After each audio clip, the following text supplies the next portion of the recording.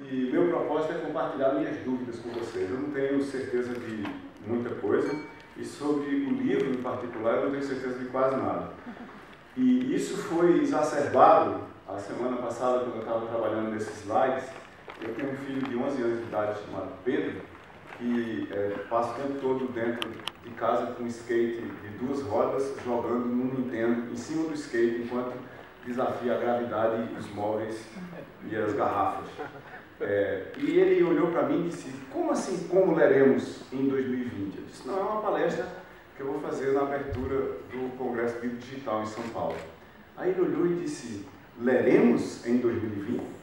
Então a gente podia tirar o como. Então, se a gente olhar para o meu 11 anos de idade, o problema não é como leremos, é se leremos, né? Essa é uma preocupação interessante, porque ele acha que ele lê muito.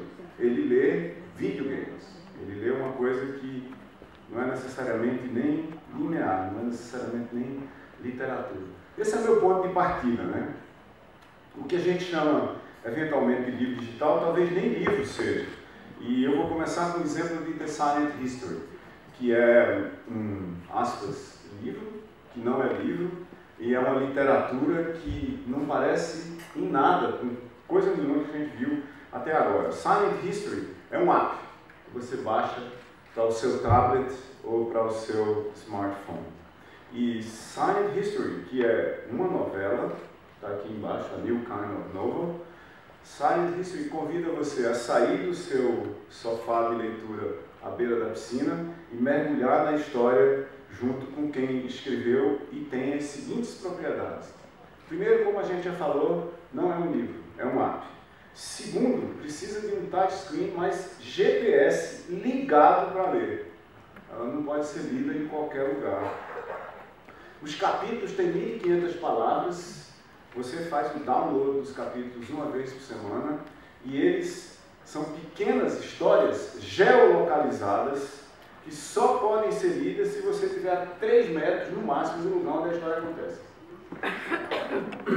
Isso cria um problema de arrepiar o cabelo, porque o capítulo atual se passa em Xangai.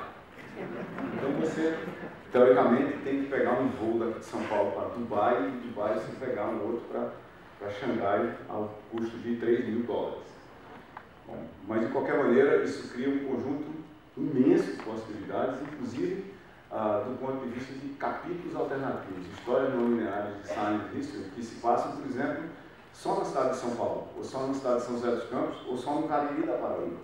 E são, em tese, um número infinito de, aspas, livros para serem lidos nos lugares onde eles acontecem. O resultado disso, obviamente, é uma imersão total no processo de leitura, onde você é parte da construção daquele imaginário. Até porque você, se estiver procurando na saída da estação Sé do metrô alguma pessoa que está descrita no livro, entre aspas, é capaz de você achar mesmo.